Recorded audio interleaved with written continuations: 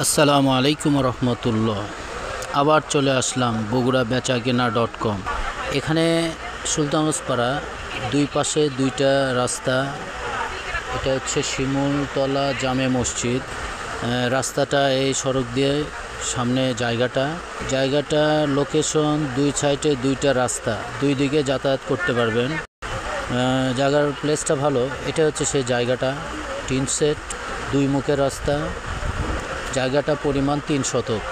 জায়গাটা বিক্রয় হবে, জায়গাটার দাম চাচ্ছে 35 লক্ষ টাকা।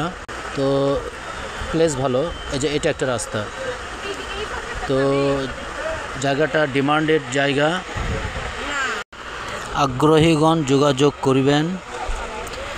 ধন্যবাদ সবাইকে।